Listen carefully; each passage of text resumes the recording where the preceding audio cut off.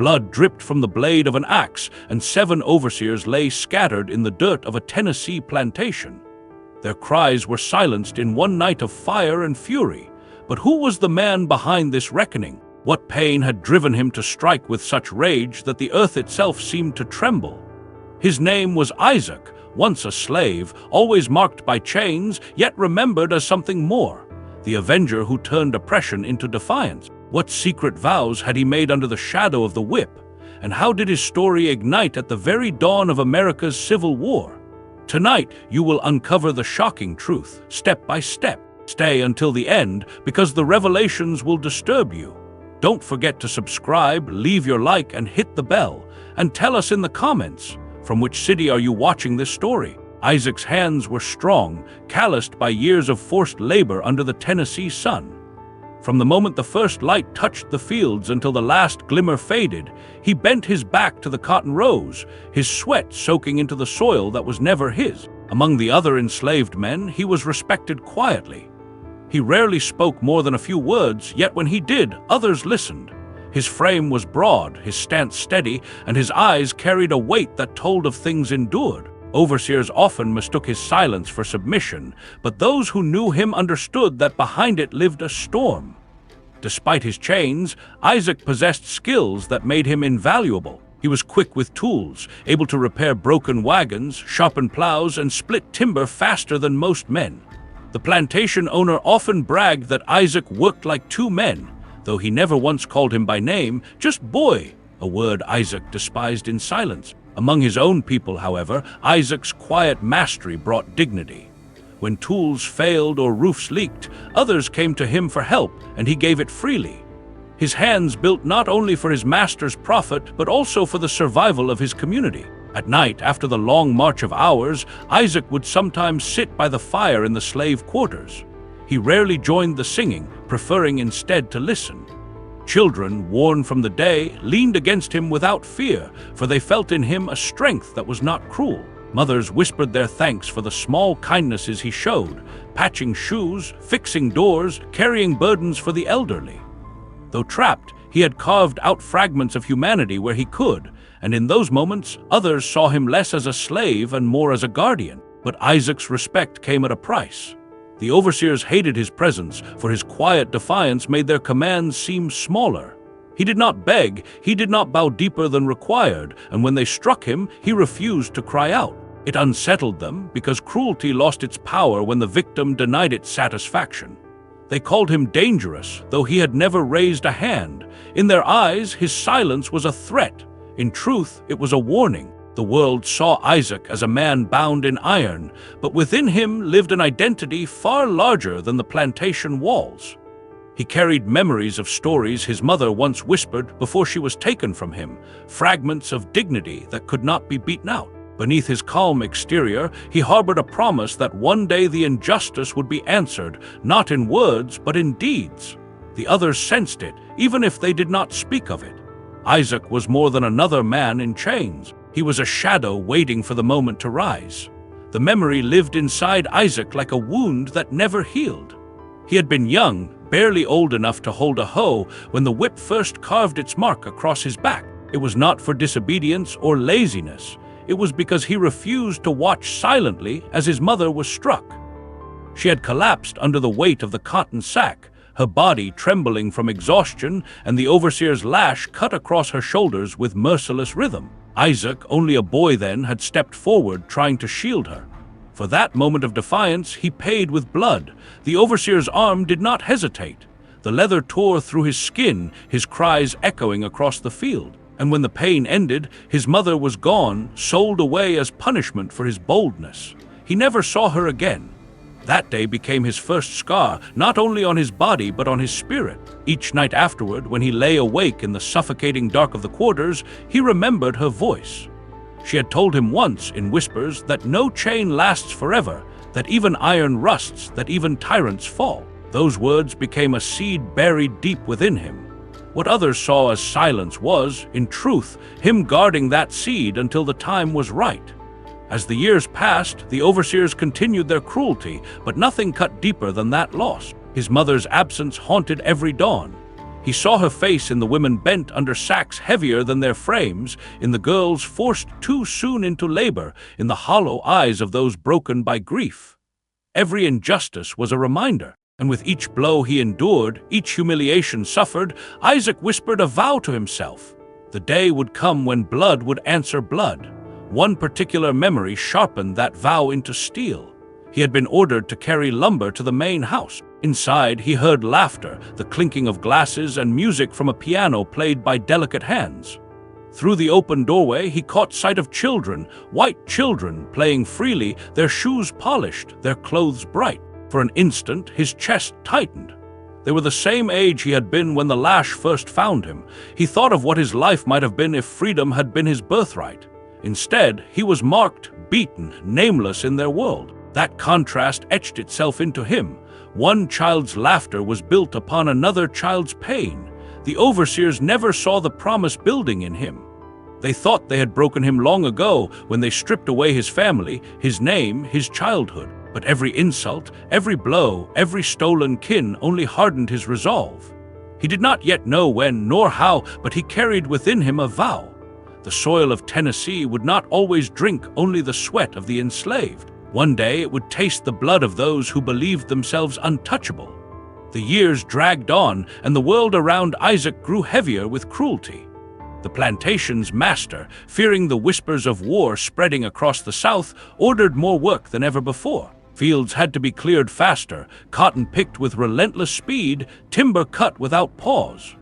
Overseers grew harsher, their whips snapping not only for mistakes but for delays measured in breaths. What had once been unbearable became almost impossible, and yet the demands never ceased. A new overseer arrived during this time, a man named Caldwell. His presence shifted the air in ways even Isaac had not thought possible. Where others enforced cruelty as routine, Caldwell carried it like a weapon of pride.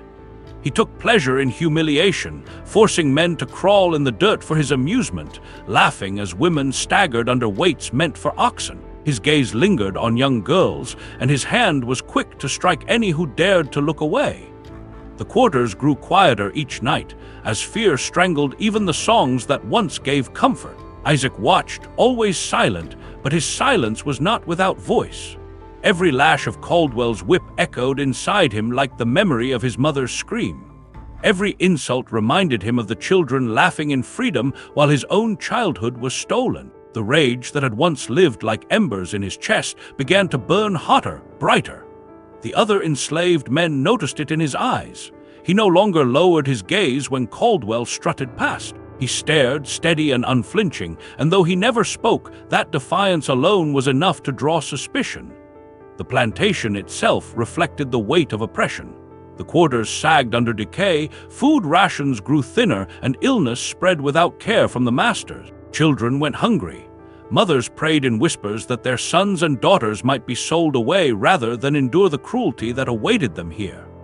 Each morning, Isaac saw the despair carved deeper into every face, and each night he felt the vow inside him sharpen into resolve. Then came the day Caldwell chose Isaac as his target. Perhaps it was because Isaac's silence unnerved him, or because the others seemed to hold him in quiet respect. Whatever the reason, Caldwell sought to break him before all. He forced Isaac to carry a wagon load of logs far heavier than any man should bear. When Isaac's knees buckled under the weight, Caldwell struck him across the back again and again, demanding he rise. Blood ran down Isaac's spine, his vision blurred, yet he pushed forward not with obedience but with defiance. He did not cry out. He did not beg. He lifted the load, step by step, until the wagon reached its place. The silence that followed was heavier than the wood itself. Caldwell spat and walked away, but Isaac knew then that his time was running out. One day, the lash would take more than blood. One day, the cruelty would not stop until his life was claimed. And in that knowledge, the vow inside him transformed. It was no longer only a promise of vengeance for his mother. It became survival, justice, and freedom bound together. He would not die in chains. It happened on a sweltering afternoon when the fields shimmered under the sun and the air was thick with dust. Isaac had been forced to the front of the cotton rows, where Caldwell prowled with his whip in hand. The day was already brutal, but Caldwell wanted more. He called for a young boy no older than 12 to carry a sack twice his size. The child staggered, knees buckling, his face wet with tears. Isaac saw his own past in that boy, the same trembling arms, the same helplessness, and he felt his chest tighten. The boy fell. The cotton spilled into the dirt. Laughter burst from the overseers who stood nearby, and Caldwell's face twisted into a smile that promised pain. He raised the whip, not once, but again and again, striking the child until blood stained the white cotton red. The sound of it, flesh tearing, a scream breaking, cut through Isaac like a blade. He stepped forward, his muscles trembling with rage. "Back to your row!" Caldwell barked, turning his fury on Isaac. When Isaac did not move, the overseer struck him across the face with the whip's handle. The blow split his skin, blood running into his eye. The others in the field froze, watching. Caldwell ordered him to kneel. When Isaac stood unmoved, the overseer demanded that 2 men hold him down. But they refused. The silence of the enslaved, their refusal to break Isaac's body for Caldwell, was louder than any cry. Furious, Caldwell turned his rage toward punishment. That night, Isaac was dragged before the master himself, accused of insubordination, of defiance, of rebellion. Words that carried the weight of death. The master decreed that at dawn Isaac would be lashed until he could no longer stand. The overseers grinned, already imagining the spectacle. Isaac did not speak. He did not beg, but inside something shifted forever. The vow that had been planted in him as a child now burst into flame. There would be no more waiting, no more silence. If dawn came, he would not survive it. And so, in the darkness of that night, bound in the quarters with wounds still fresh on his back, Isaac made his decision. The boy's screams, his mother's cries, the years of humiliation, all of it had led to this moment. He would not die by the lash. He would rise by the axe. The others saw it in his eyes as he sat in the corner, blood still drying on his skin. No words needed to be spoken, yet they understood. For Isaac, the point of no return had come. At dawn, chains would break, and the earth of Tennessee would be fed not by the blood of the enslaved, but by those who had spilled it for far too long. That night the quarters were silent, but the silence was different, thicker, heavier, filled with the weight of decision. Isaac sat against the wooden wall, his back raw from the lash, his eyes swollen from Caldwell's blow. The others pretended to sleep, but none could. Everyone had seen what happened that day. Everyone had heard the child's cries, and everyone knew the punishment that awaited Isaac at dawn. Yet in the darkness, something passed between them, a quiet agreement that the world could not go on as it had. Isaac whispered first to Josiah, a man older than him who had buried 2 sons, both beaten to death by overseers. Josiah's eyes glimmered in the faint firelight. He did not hesitate. He placed his hand on Isaac's shoulder, nodding once. Then came Samuel, a younger man with scars across his arms from shackles that had nearly cut his flesh to the bone. Samuel leaned in close, his voice sharp with rage. "If we don't rise now, we never will." One by one, the circle grew. Men and women alike stepped into the shadows where Isaac sat, each carrying a story carved into their flesh. Ruth, whose daughter had been taken to the master's house and never returned. Daniel, who had lost his brother under the weight of the cotton sacks. Every face told of a wound too deep to bear. Every voice carried the same bitter truth. This place had already taken everything from them. All that was left was to decide whether to die as victims or fight as free souls. The plan was simple, but simplicity was its strength. Tools from the fields, axes, hoes, knives would become their weapons. The overseers would not expect resistance from those they had broken for so long. Isaac would strike first, and the others would follow. The timing would be crucial. The overseers gathered at dawn to prepare the punishment. That was when their guard was lowest, their cruelty still half asleep. Before they parted, Isaac spoke for the first time in hours. His voice was low, steady, carrying the weight of every year he had endured. "We do this for them, for the mothers, for the sons, for the children yet unborn. Tonight we are more than slaves. Tonight we decide who we are." They clasped hands, a circle of strength forged from pain. Some prayed softly, not for mercy, but for courage. Others whispered vows in silence, staring into the darkness as if they could already see the dawn. There was no turning back. As the fire in the quarters burned low, Isaac lifted the axe he had hidden beneath the straw. Its blade caught the faintest glint of moonlight. He ran his thumb across the steel, not to test its edge, but to remind himself that this tool, once forced into his hands for labor, would now become an instrument of justice. The pact was sealed. When the sun rose over Tennessee, it would rise on blood. Dawn crept slowly across the Tennessee hills, painting the fields in a pale, uneasy light. The air was still, as if the earth itself was holding its breath. In the main yard, the overseers gathered with their whips coiled at their sides, grinning at the thought of the spectacle to come. Caldwell stood at the center, pacing like a wolf, eager for the moment when Isaac would be dragged forward to bleed for his defiance. He had sharpened his whip the night before, promising to carve into Isaac's flesh until no strength remained. The men laughed, passing a jug of whiskey between them. For them, cruelty was celebration, but Isaac was not where they expected him to be. Instead of a broken man waiting to be dragged into the yard, he was already moving through the shadows of the quarters, his allies close behind. The axe in his grip was steady, his knuckles pale with resolve. His breath was calm, not rushed, as if the moment had finally aligned with every vow he had ever made. When he pushed open the door to the yard, the sound of wood against wood broke the overseer's laughter. They turned and froze. The first strike fell before a word could be spoken. Isaac swung with a force born from years of silence, the axe cutting through flesh and bone in a single blow. Caldwell, the man who had tormented children and broken bodies for pleasure, staggered backward, clutching his chest as blood poured. His eyes widened with disbelief, as if the slave he had sought to destroy could not possibly be the man now ending his life. But Isaac did not hesitate. Another swing, and the overseer's cries were silenced forever. Chaos erupted. The other overseers scrambled, reaching for their pistols, shouting commands that rang hollow in the sudden storm of rebellion. Samuel lunged forward with a sharpened hoe, striking down a man before he could fire. Ruth, her face hard with years of grief, drove a knife into the side of another who tried to flee. Josiah, his hands trembling yet unrelenting, swung a hammer against the skull of the one who had taken his sons.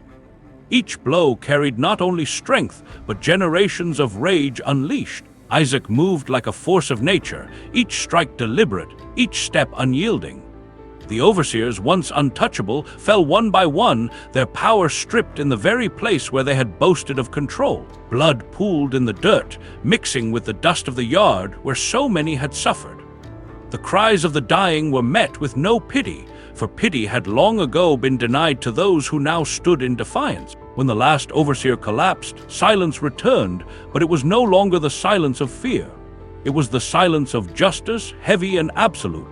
Isaac stood in the center, his chest heaving, his axe dripping red. Around him, men and women who had once been bent by chains stood tall.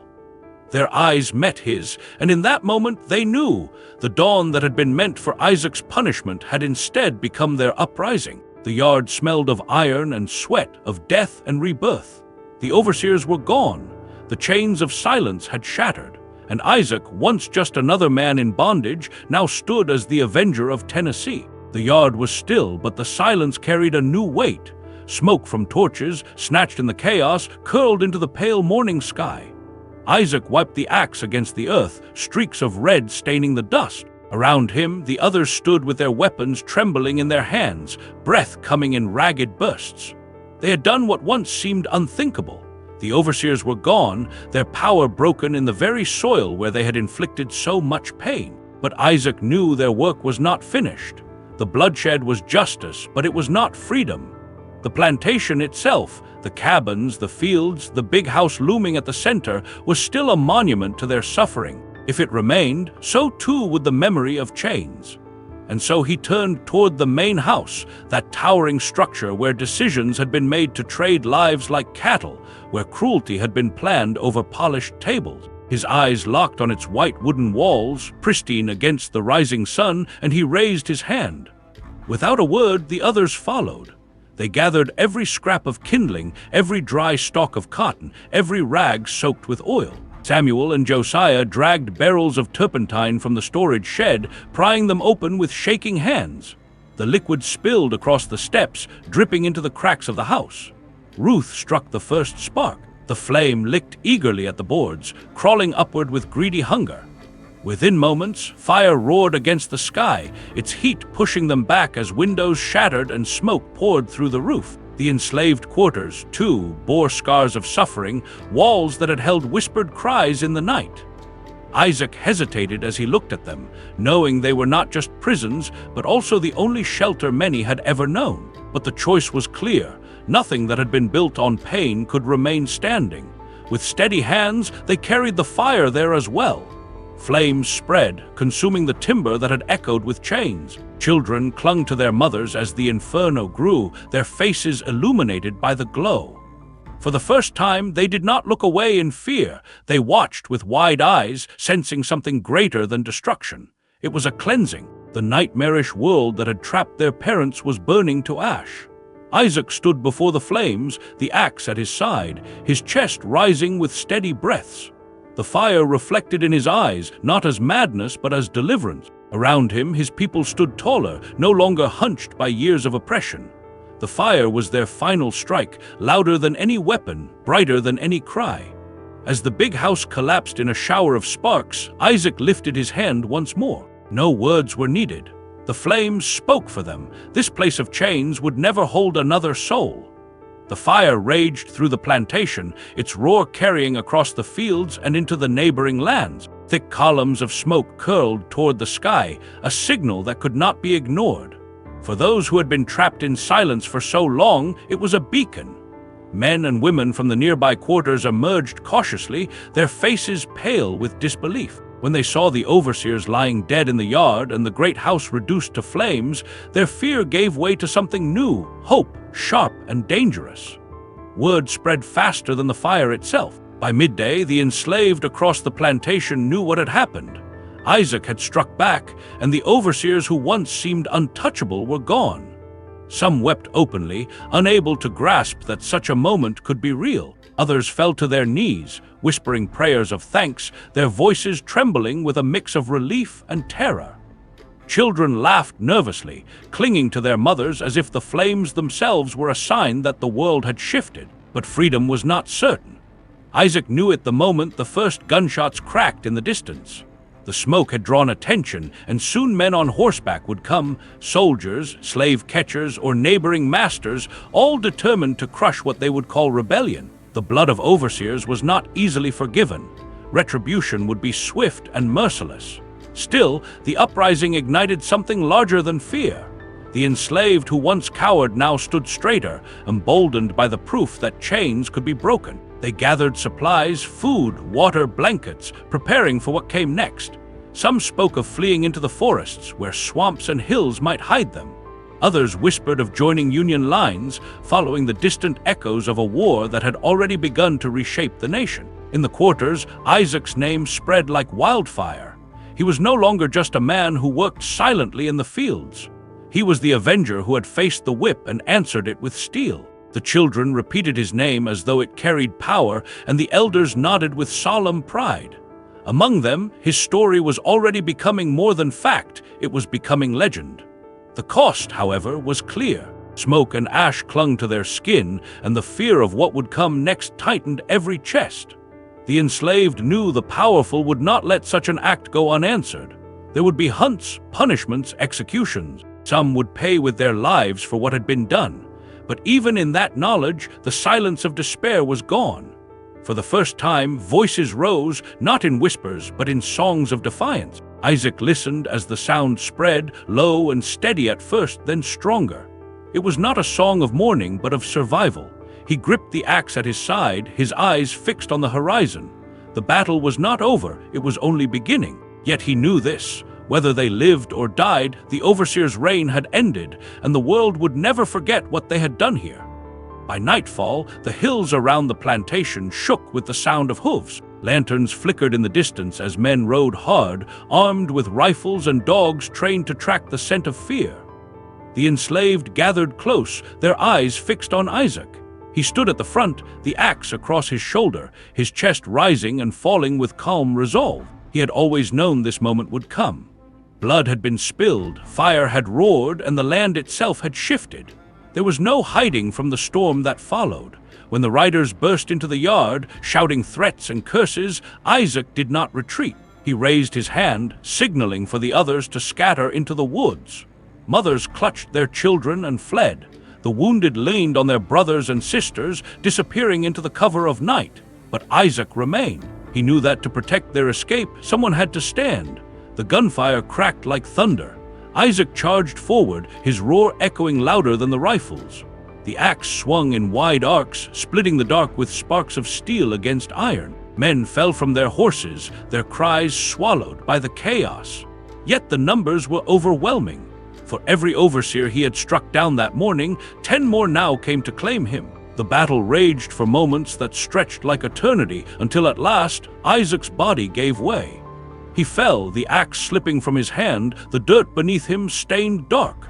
But death did not end him. By dawn, the riders had dragged his body into the yard as a warning, but the message they hoped to send twisted into something else entirely. Among the enslaved who had escaped, Isaac's stand became legend. They spoke of how he had faced the riders without fear, how he had bought them time with his life, how he had chosen to die as a free man rather than live in chains. In the weeks that followed, whispers of Isaac's vengeance spread beyond the plantation, carried by fugitives who reached Union lines, by traders who heard the stories in hushed tones, by families who passed his name from one generation to the next. The tale grew with each telling. Some swore he felled a dozen men before falling himself. Others claimed his body vanished into the forest, that he still